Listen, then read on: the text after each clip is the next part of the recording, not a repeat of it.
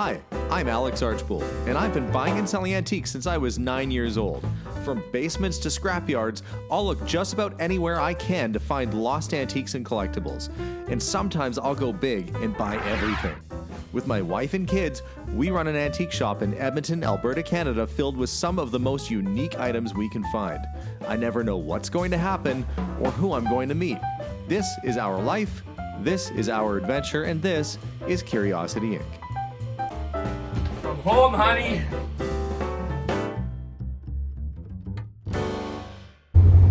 Hi everybody, I am on the road this morning in a snowstorm, a blizzard. And where am I headed? I'm off to look at another hoarder house. I got a call yesterday while I was trying to enjoy a piece of chicken at lunch, saying that a friend of theirs was clearing out a hoarder house for an elderly lady, and it was just packed, and they didn't know what to do, so I got the call. I'm gonna head over there this morning and see what kind of condition the place is in, what type of stuff is in there. I hear there's all sorts of potential for antiques and collectibles. Will this turn into an opportunity for me to buy everything? I don't know. There's already been people in there trying to clear stuff out and take things to charity over the last week or so, so perhaps it's not that full anymore. But I'm gonna go have a look either way. I don't know as of right now if I'll even be able to film inside the house because the owner of the house is gonna be there. They might be a little shy about filming.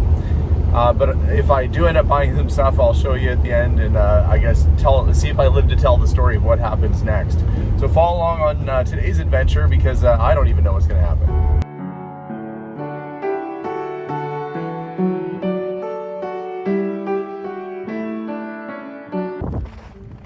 I'm here. There was nowhere to park out front, so I had to actually park about a block away. The snow is super deep. There's a possible chance that my truck might even have a tough time getting through this stuff. Let's hope it's all worthwhile.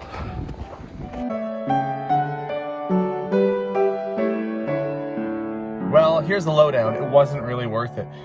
I think some people have a different idea when they think that their mom is a hoarder or has issues.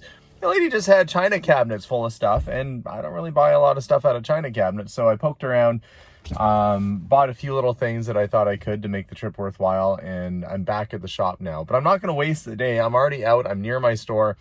I have a picture that I actually want to use in my new house. I'm thinking in our kitchen area, but I want to get a new frame for it. So I'm going to grab it. I guess I'll show you what I bought first. I'm going to grab the picture, and then we'll go get it framed. Some of the things I picked up this morning were these Sparkle Pretty Kenya dolls. These have got to be from the 90s. I'm looking at the graphics on it. It's made by Tyco, made for Eaton's, which has, yeah, there it is, 1993.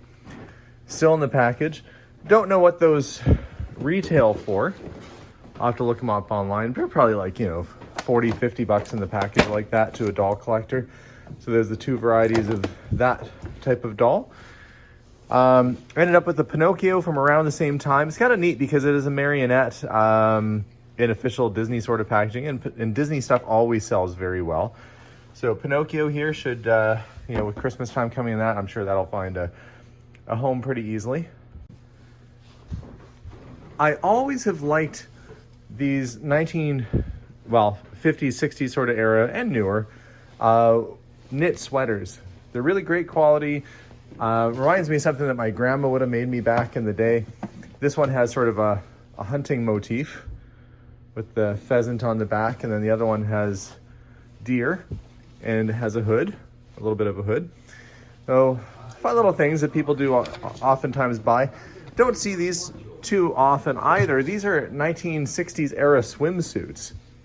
So I just thought, heck, that was pretty cool because, vintage swimwear, not very common, and that early sort of Poochie style pattern is really, really nifty. This whole box is filled with these Boston figures. Now, I've had a whole bunch of these that came off the wall at Betty Jones' place. These are in much better shape. They, in fact, still have the tags on them. Who knew? They are collectible. It's not something I would normally stock in the store myself, but the condition's good. They've got the tags on, and all the others I put up, they ended up selling and did quite well. So we got a whole box of those. Nice, cool vintage martini shaker. Just kind of a fun 50s sort of thing. and a few records, because, well, when you come across a record collection, it's fun to pick through and find the ones that you think are going to work for you. So we've got Johnny Cash, of course. We've got, I think there was a Led Zeppelin in here. Yeah, that's Led Zeppelin right there. So I always kind of look through Roxy music. The ones that I think could be a little bit more popular, David Bowie. And, you know, you go through 300 records at someone's house just to bring back like 3 or 4, or in this case, Kate Bush too. So I try and find the titles I think will sell. So hopefully those will do okay. But I've got to find that picture at the shop here to take in for framing. Well, I got the picture out of the back. I'll talk about that in a second. But I was also looking up online what these things sell for. This is a moment where I'm surprised. I don't usually sell dolls like this here from the 90s. I thought, yeah, they're kind of cool. It's hard to find stuff that's that old that's still in the package. People are asking between $150 and $250 each for these things on eBay. I have no idea if I'll get that in the store, but certainly I guess it was a better find than I thought. And about the same price, about $150 to $200 for the Pinocchio in the original packaging like that. So I guess I did okay. I just kind of grabbed them thinking, oh, what the heck? And they ended up being half decent things. It was a nice surprise. As for the picture, this is the one that I really like. It's framed and matted in white right now, and I don't know that I have a problem with the matting and stuff being white. I just think I want to get a new frame for it because this one's getting kind of worn out and it's just sort of industrial. So I'm going to take it into the framing shop and see if I can find something just a little bit, I don't know, just a little kind of classier that suits the age of the picture. I mean, this is a 1900s. This is a World War I war bond poster. And they were asking people to eat less bread so that there's more bread for those on the front lines. Really interesting graphic, really neat piece, and it's an original. It definitely deserves to be hung, and I think that'd be a fun piece to have in our kitchen. But I don't really care too much for the frame that's on it right now, so we'll take that in and see if we can't get it reframed.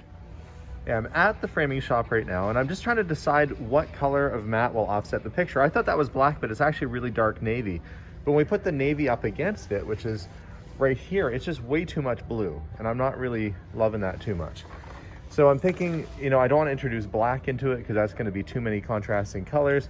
So trying to decide between sort of a gray with a bit of a brown, or maybe just a gray, because the gray and the blue will kind of go together. I've got some decisions to make. Hopefully I make the right choice. Well, with the picture in the framing shop, I had a little bit of time, so Steven, somewhere around here, and I are gonna walk around Goodwill and see if we can find any treasures for our new home or maybe for the store today. So we'll do a little thrift store shopping at the tail end of this video here. The racks of unwanted paintings. I've found a few interesting pieces in here before. That's funny, that reminds me of the backdrop we used to have behind our table. Hey, Steven? The light coming through the trees. Well, this person used a lot of paint making that. That is an insane amount of paint they use. And here it is, ends up 12 bucks. I once donated a bunch of paintings that I did, and then they sold them at the thrift store, and I saw they were asking like 80 to 100 bucks each for, and they sold. And I was like, well, heck, if I would have known I could have gotten 100 bucks a painting, I would have tried selling them myself. But sometimes we're very critical of our own work. You see anything that looks cool?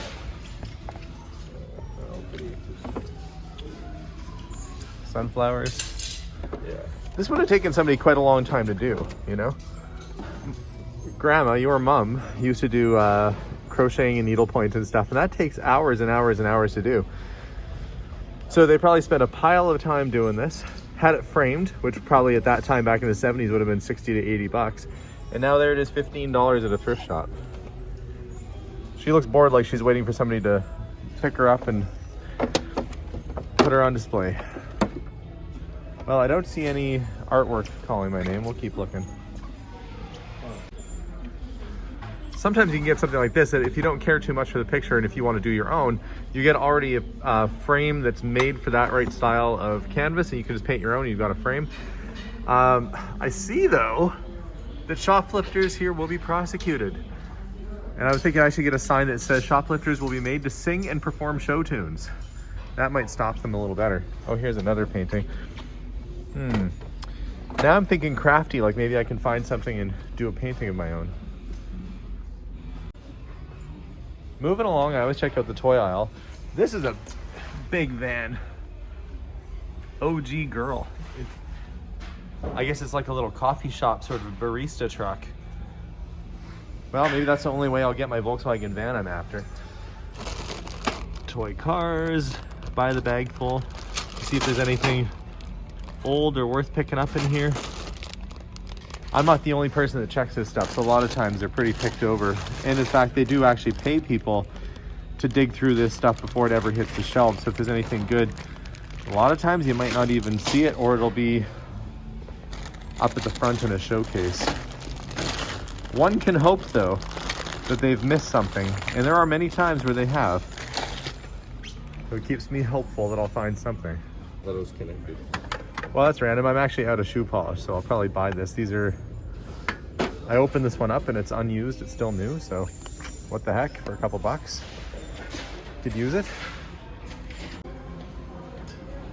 Well, somebody donated a whole bunch of German Dietz coal oil lanterns. These are great for camping. They look like they've really never been used. They still have the wick inside. It's a good price for $15 if you need to go camping. It's the same basic style that they've been making for over 100 years, and somebody had 5 of them at least.